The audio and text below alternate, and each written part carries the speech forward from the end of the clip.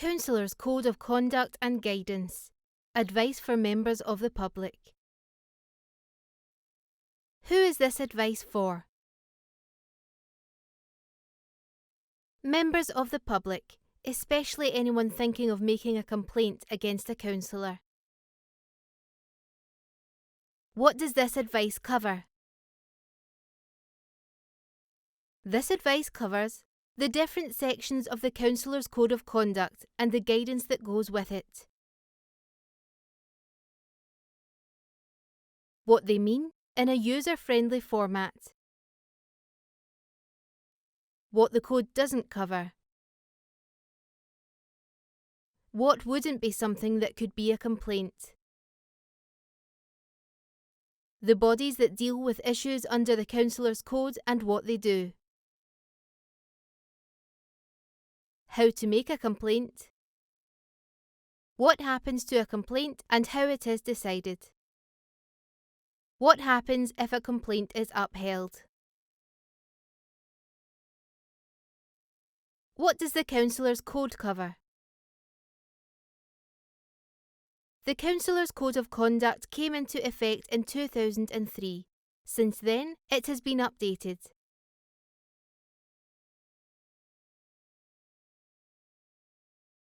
There is also guidance and advice notes on particular parts of the code. You can find all of these on the Standards Commission's website.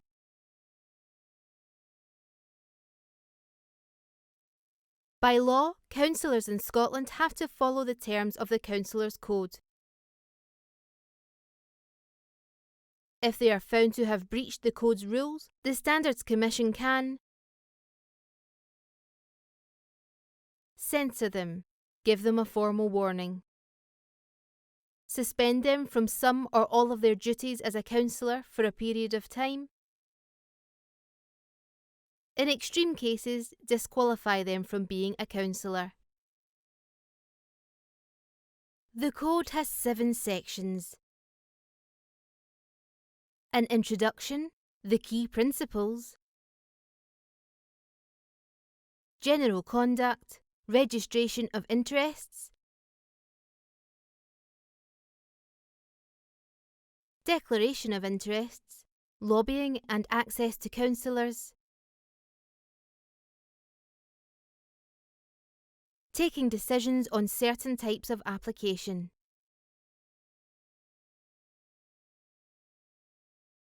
This advice isn't intended to be a complete guide to the Code's wording.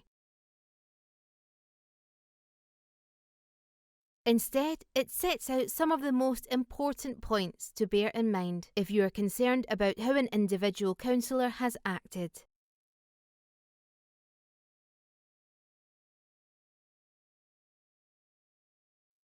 Section 2. Key Principles. The Code has 9 basic principles that guide how a councillor should behave. These are duty, selflessness, integrity, objectivity, accountability and stewardship, openness, honesty, leadership, and respect.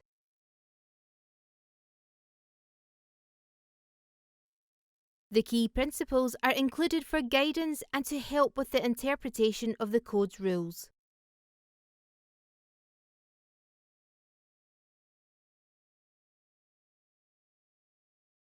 However, the Standards Commission can't take action on a breach of key principles alone, without a breach of any of the rest of the Code.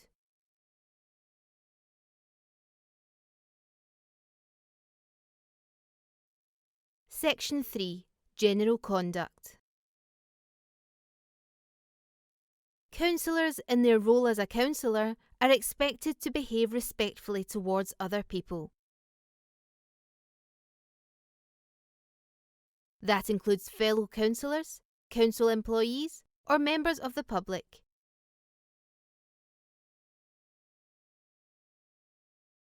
Bullying or harassment would be a breach of the Code.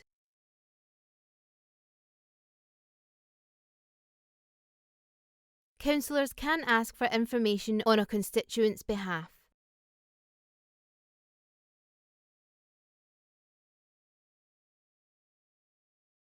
They can tell council officers of their constituents' views or help them make their views known to the relevant council officer.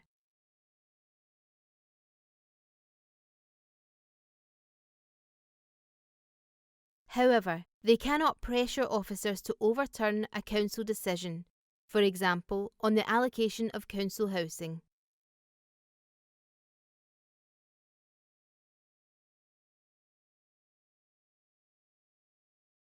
There are rules about what payment for work and what gifts and hospitality councillors can accept.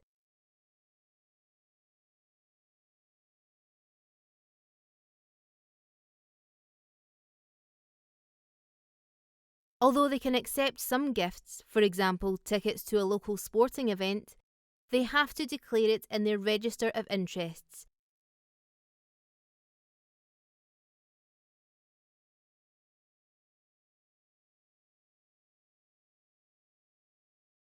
This is to stop people or organisations from giving councillors gifts or hospitality in secret to try to influence the decisions they make.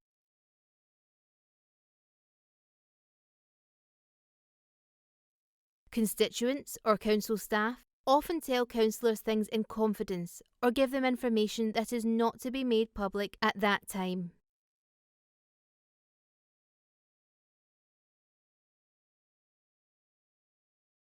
The code says a councillor should keep such things confidential, even if they think it should be made public.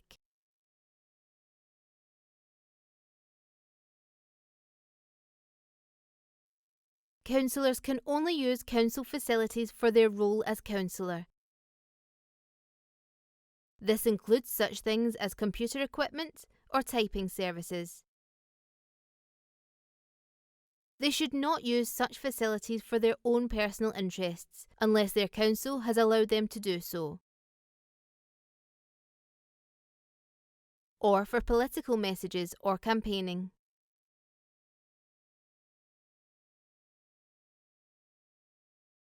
Councils often appoint councillors to partner organisations.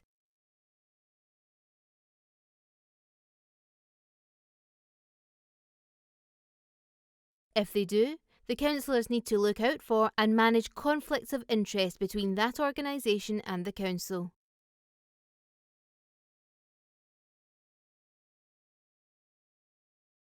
In general, councillors are not bound by the code in their private life. It's only when they're acting as councillors that the rules of the code apply.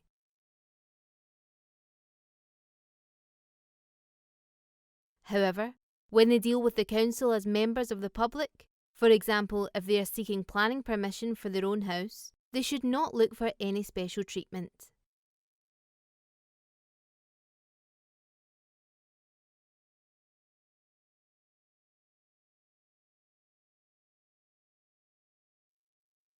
Section 4. Registration of interest.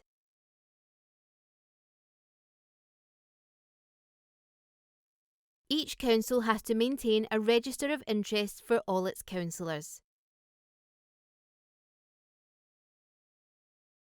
It's each councillor's responsibility to update it with any interests that might affect their role as a councillor. The council publishes the register, which is split into 8 sections. Remuneration.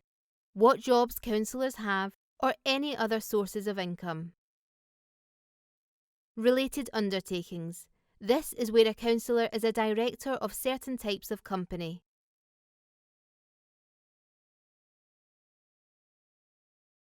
Contracts, where a councillor has a business relationship with the council through a contract.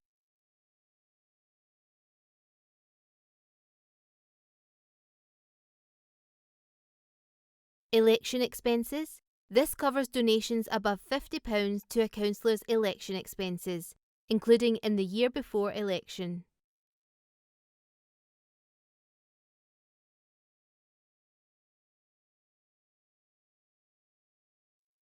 Houses. Houses, land and buildings. A councillor's property interests in Scotland. Interest in shares and securities. Any investments the councillor holds above a certain level.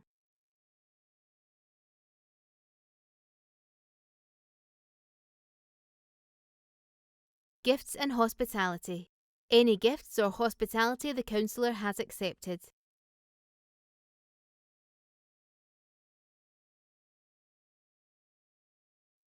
Non-financial interests. This covers things like membership of clubs, societies, or other organisations like trade unions.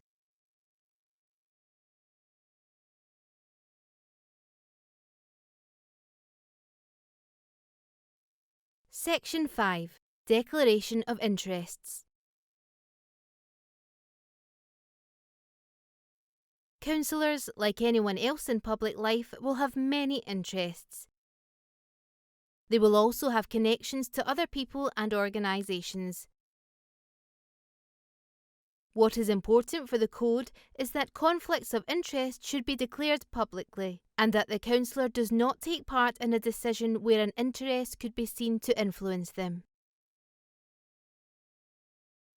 The Code asks councillors in this situation to apply the objective test to their situation.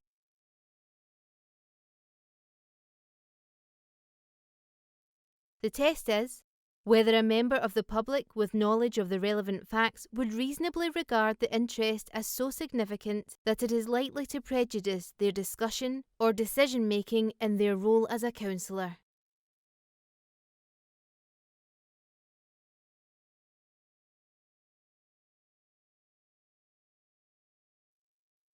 This is often a difficult decision for a councillor.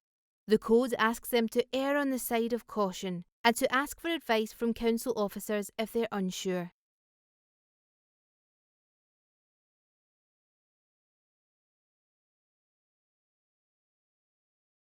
Certain interests, where a councillor has a financial stake in the decision, for example, or their spouse's employment will be affected by it, will clearly be situations where the councillor should declare an interest and withdraw from the meeting while the decision is taken.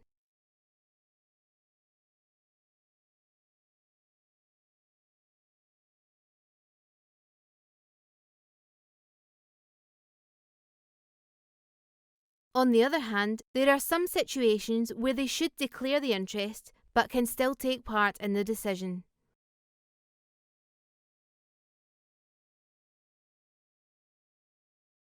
An example would be where a councillor has been appointed to another organisation by the council and they will not gain anything personally from the decision.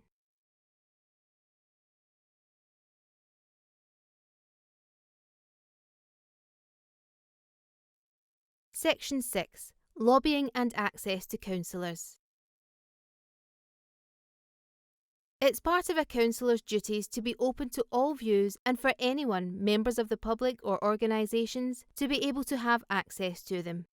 This means that they can be lobbied by people with a particular interest.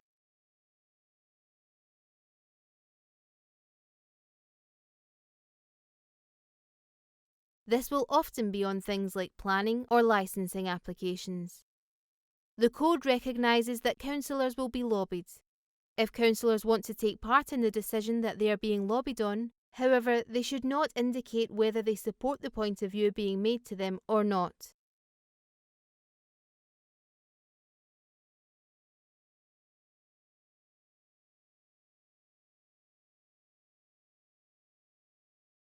They should only make up their minds on matters such as planning and licensing applications when they have heard all the arguments.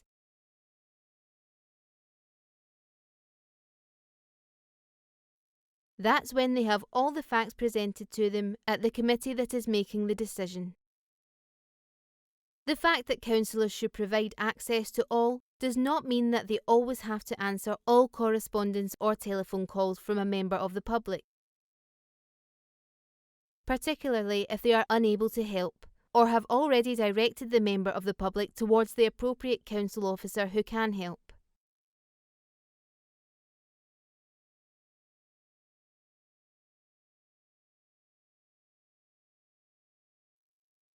Section 7.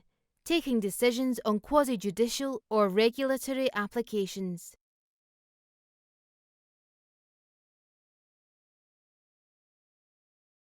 Section 7 goes into more detail about planning, licensing and other applications that the Council has to decide.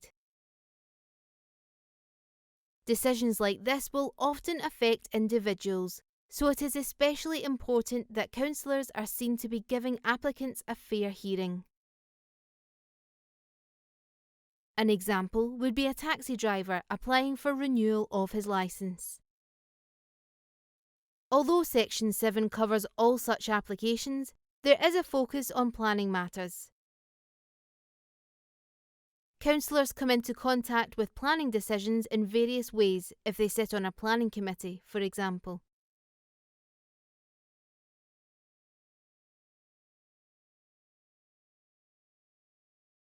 Any interests a councillor has in relation to such applications should be declared at the meeting. Having declared the interest, the councillor should leave the room while the application is discussed and the decision taken.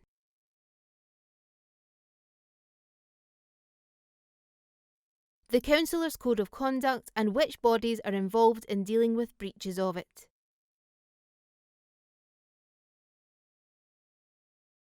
There are two bodies involved in dealing with breaches of the Code.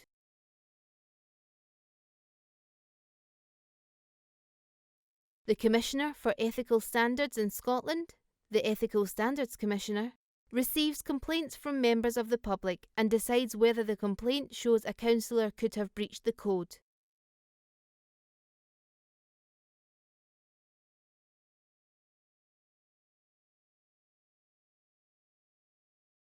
If so, the Ethical Standards Commissioner investigates the complaint and gathers evidence.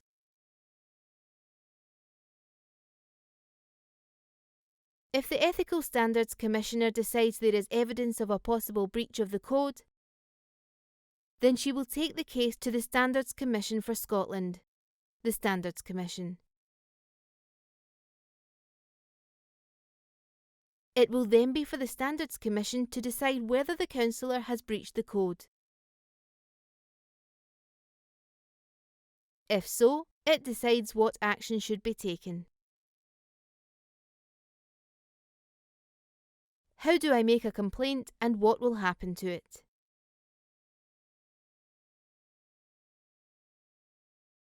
If you think a councillor has breached the Code of Conduct, you should make your complaint to the Ethical Standards Commissioner via her website. You will normally be asked to fill in an online form.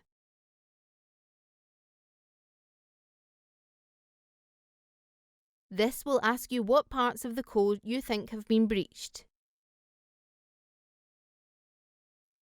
Before making the complaint, you should look at the wording of the Code itself and the more detailed guidance.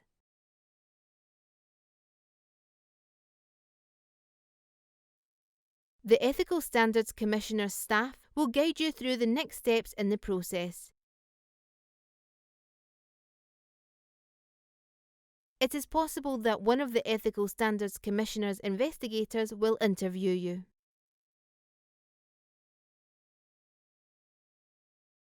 If my complaint is successful, what will happen? Once the Ethical Standards Commissioner has passed the complaint to the Standards Commission, it will decide whether to hold a hearing on the complaint.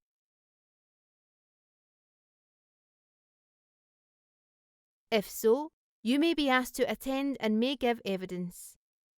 Hearings are usually held in public at the headquarters of the council in question.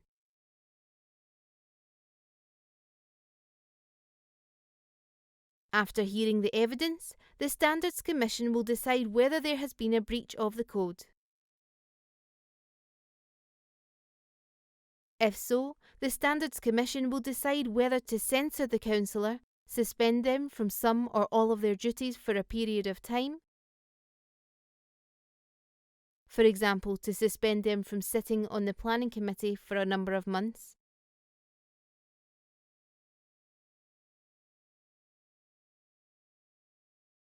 or disqualify them from sitting as a councillor. More information. Ethical Standards Commissioner's website.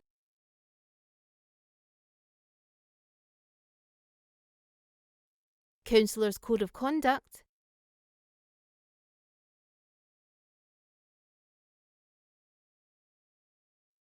Guidance on the code.